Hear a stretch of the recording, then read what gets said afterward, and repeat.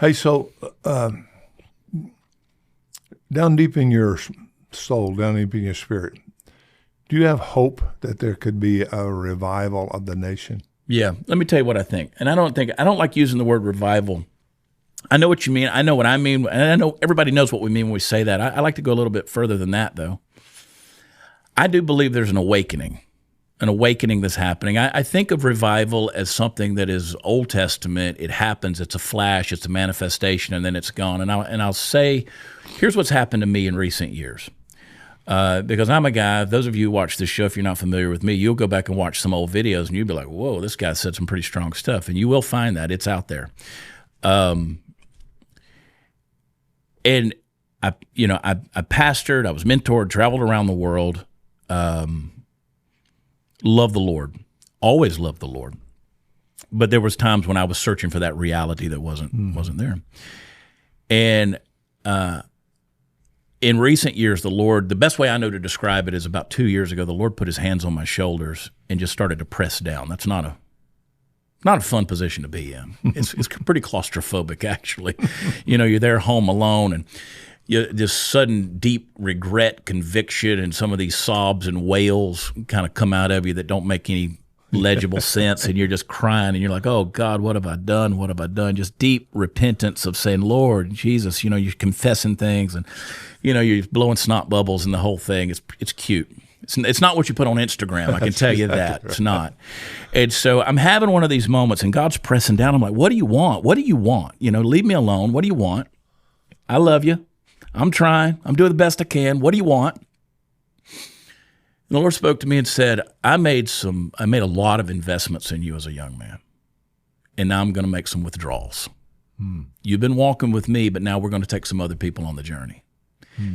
And that started me on a flip, a transition. A lot of people will look at my social media stuff now, and they're like, we love this transformation. We love this transformation. And I didn't care whether they were going to love it or not, because I wasn't doing it for likes or clicks. I just said, it's time that we start using the platforms that we have. All of us, I'm fortunate to have a large one, but everybody's got a platform to start telling the truth. To me, the truth is the gospel as Paul proclaimed it in 1 Corinthians 15. It's a declaration of victory. We won. It's not an invitation. It's a declaration.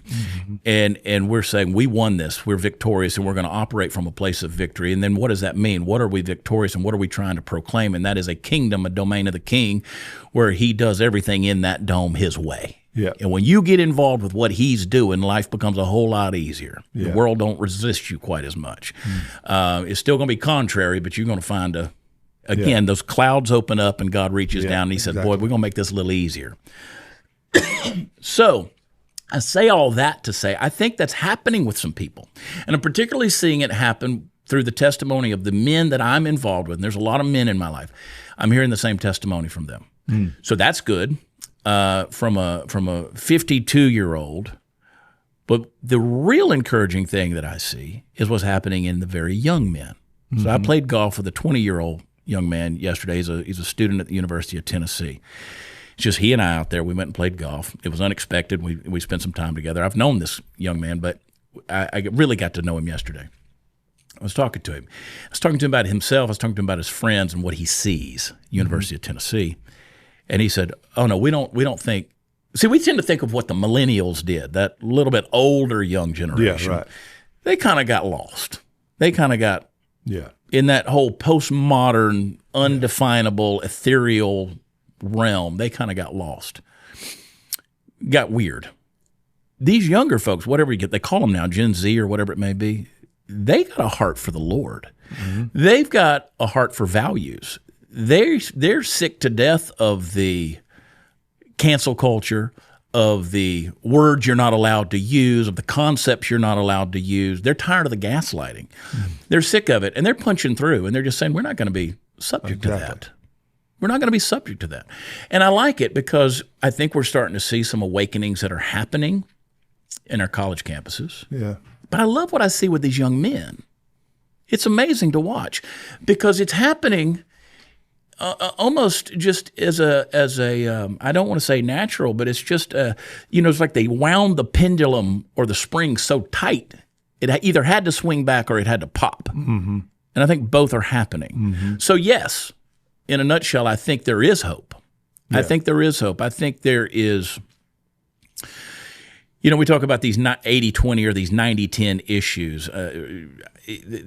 That little crazy, wild, progressive, I call them, Riri ideologies that are out there that they bring to the forefront. Like, they're mad because a pretty young girl put on a pair of blue jeans and said, "I love my jeans." Yeah. and the world melts down over that. Yeah, right. Or because of, somebody said this 10 years ago on Twitter. There's a generation that's not getting lost in that right now. But now where I am concerned for that generation is everything's become about how I feel. Yeah. Not about what I know, what I think, what are facts, what are truth. It's what am I feeling? And I think that is where we have to be very cautious because with my audience, so I'm doing two things. For 10 years, I've had the Chad Prather Show. That's our daily podcast, Monday through Thursday. It's not really daily, but the other thing that I'm doing that the Lord impressed on me is every morning at 7 a.m., I do a 10-minute devotional. We're working through the book of John right now called Before the Noise, and I go live at 7 a.m. All of my platforms get it, Facebook, X, YouTube, Rumble, wherever else. And people are joining me. There's several thousand people that are watching that in the mornings for 10 minutes. And the thing that my audience has heard me say is we've got to get back to critical thinking. Got to get back to critical thinking. And to me, the first step of critical thinking is you ask yourself, how am I wrong? Where am I wrong on this? I can feel very passionately about this, but how am I wrong? Because if I can prove myself wrong, the world's definitely going to embarrass me with it. Yeah. So I want to ask myself critically, syllogistically, philosophically, theologically, all of these ways, emotionally, mentally, all these things. I want to know, how am I wrong? Because right now they're not asking that question. Right. It feels right, feels good. Yeah. It's emotionally high, enthralling, intriguing, enticing, but is it right? Yeah. My kids, I've got 4 of them. They're beautiful kids.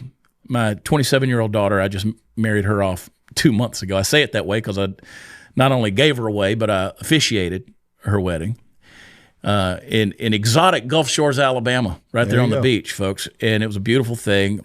They wanted to get married. They needed to get married. They should get married. They wanted to wait till they could afford it. And I said, "You never will." No. I've discovered they can't afford it. Well, maybe you can. I can tell by the length of text message if they want money. Yeah. If it's a love you, miss you, that's great. But then if it's the explanation, there's a dollar figure. Yeah. But her husband, he came to me the day of the wedding, and they'd been together for a couple of years, and he's a great young man. He came to me and said, "I just want you to know that I've honored God, I've honored your daughter, and I've honored you. And we're getting married as virgins." And, he goes into this thing, and I said, "I love you, buddy. That's enough. Let's get you married." Yeah. Yeah. And then my 25-year-old daughter, she's beautiful. She's a professional dancer. That's always a fun conversation when you get a call from your daughter after a college visit, and she says, "I'm going to major in dance." And you say, "That's not a major." And and you're like, you know what? She's 17, 18 years old. I'm going to table that till she gets there. Surely somebody in the program will talk her out of it. Yeah. Business degree, management degree, whatever. And do dance. No, she graduated from Troy University with a degree in dance. So she tours all over the world, and she's my most successful one. She's in terms of, finance and career. Yeah. She tours all over the country with Disney. So she's with Disney on Ice, and she's been with them now all over the world for 4 years now. And I told her, I said, "I don't care if you go to work for Disney, just make sure they let you remain a girl." Right. Yeah. She's done well. Out of her troop of 140 people touring all over the world, she and one other girl are the only 2 that voted for Trump. To this day, if I run into her in some city in America and take her to dinner, she will not let me go into the lobby of the hotel because she said, "There's no way you're getting around these people." And I was like, "What do you think I'm going to do?" She goes, "No, they know who you are." They know who you are, yeah. And so then I've got a 21-year-old daughter. She's at Auburn. God, I want to spit when I say that. And then I've got an 18-year-old son who, get this, Dudley, he graduated a couple of months ago. He graduated from college with a mechanical engineering degree at 18, and then a week later graduated high school. because where he was in Alabama, he had to be enrolled we homeschooled. So he had to be enrolled in a high school. Yeah. So I went and watched him give a valedictory address to a student body that he'd never met. Now imagine being the salutatorian in that audience going, who's this kid? That's right. Well, he did it. He gave a great little speech. But he did it. They actually gave him a medal. Alabama gave him a medal for graduating college before you graduate high school. They wanted him at MIT when he was 15 years old. I said, absolutely not. I said, you're going to spend the rest of your life in an academic setting. Be patient. Your prefrontal cortex ain't ready for that ideology yet. What's up, everybody? My name is Liam, and I'm the podcast producer here at Conversations at the Ranch. Be sure and like this video. If you haven't already subscribed to Charisma Ventures YouTube channel, subscribe to Charisma Ventures YouTube channel and hit the notification bell so you don't miss any episodes. And if you do enjoy this episode, be sure and share it with somebody who you think would enjoy it as well. So I tell you all those stories not only because I'm proud of them, but the reason people say, how did you have such good kids? Like, because we know you. Like, that doesn't match. And I said, two things. We gave them a value system and we beat them. And the beauty of having a big family is you don't have to beat all of them. You can cut one out of the herd and you can go over there and whip that one while the others watch. Exactly. You just got to really make it believable so that everybody's crying, including you, by the time it's... Yeah. So I said, we gave them a value system, which to me was more important than teaching them just a right from wrong, because right in a different circumstance may not be right for everybody, or wrong may not be. But if you value something, like if you value life and you get pregnant, your first option isn't to go abort that life. Right. You've got a value system. And so we did that. And I think these kids coming along these days are getting a better value system. Yeah. If we can get them to think critically with those values, I think we have that's a long way to answer your question, but I think it's hopeful. No, I agree.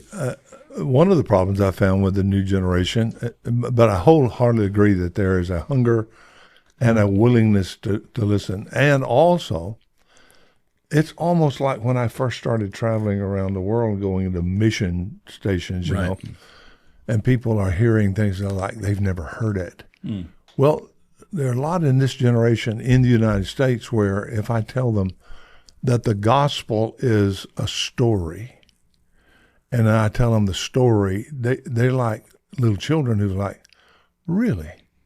That's the Bible? Mm. Because they have grown up believing that the Bible was a book of rules or a book of regulations or restrictions or, you know, a how-to book, a book you go to if things get bad, so, you know, you find a solution. But when you tell them, no, instead of talking about what's right and wrong or whatever so much, let's talk about what's the story? What story did God tell?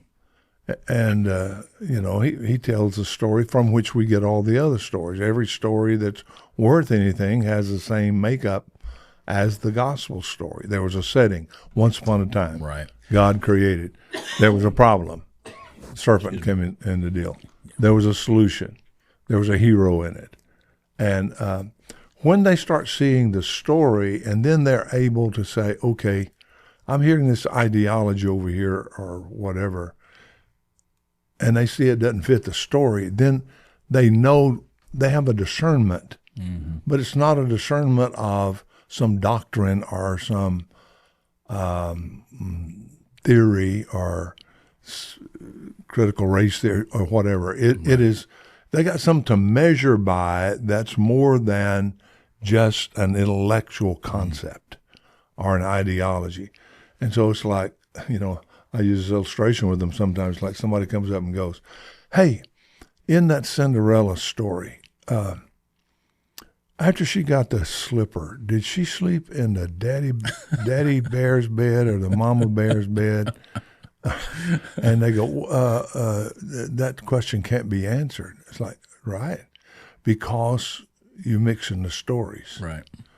And so I think one of the things that God is raising up is he's raising up a church, I mean the real church, that's story-oriented, but the story-oriented, mm-hmm. so that people have something to measure by. They measure by the story. So I think I'm saying the same thing as you are about values. you have a value, and then that value determines your decisions, rather than saying, I'm doing this because it's on the list. Right. Well, I don't know if it's on the list or not, but it's helping me get to this value. And so if I value people, if I value the glory of God, if I value pushing back darkness in the world or whatever, then I make my decisions based on that. Mm-hmm. But when this younger generation understands, I have a story, I am a story, and my story is only going to make sense when I hook it to that story, then I do like the word revival. I didn't used to, but I like it because the word means to give life again. Mm-hmm. Then life comes back.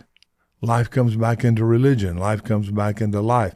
Comes back into marriage. It comes back into politics, even, of when your life hooks to that story and you realize, hey, I'm a partner with God, and He's all about pushing back the darkness. He's all about us claiming the victory that Jesus bought and paid for, and He bought and paid for it all, and it's all going to be fixed. Right. And so it's dealing with the whole hopelessness deal, the whole purposelessness deal. It deals with the whole thing. And I'm finding, as you said, this real younger generation are asking, what really is the issue? Mm-hmm. And I'm trying to get pastors to preach the gospel, and some are. Yeah. But still, we got too much. A lot aren't. Yeah. That concerns me. We still got too many guys saying, if you want to live righteously and please God, you got to quit sinning. Well, I tried that. Right. And that doesn't work. It's a hard treadmill. No, it's pushing a rock up a hill. Yeah. I was reading John 5. Jesus tells the guys laying by the pool of Bethesda, He said, pick up the mat and go, don't sin anymore. And they lose their minds because it's on the Sabbath. On the Sabbath, yeah. And they're like, who are you? And Jesus says, well, He goes into this long little monologue about, if you've seen the Father, you've seen me, you've seen the Judge, you've seen all these different things. If you and as the Father's loved me, He's loved you. And I'm reading all this stuff, and I'm like, man, that's a long-winded question or long-winded answer for pretty theological, but it's very comforting, because what I read in that when I see it is there's this overflow. There's this overflow of the love of the Father and the Son for one another from eternity. The overflow creates creation, and it creates you and me and gives life, and then it birthed this redemption and this redemption story. And we're caught in that overflow. So if He looks at the Son and says, I love you so much, but He loves you just like He loves the Son, there is that overflow in the story there of this love that, as you said, if you can hook your story to that story, it's very comforting to think that the judge, because Jesus identifies Himself, He says, the Father doesn't judge. He said, He gave it to me to do it. Well, if you think about the fact that the judge loved you enough to die for you and take the judgment on Himself, it's a pretty great story to hook up to. Yeah, absolutely. Compared to the constant sinning, failing, repenting, confessing, guilty, navel gazing, and now you're back to the oppression we talked about.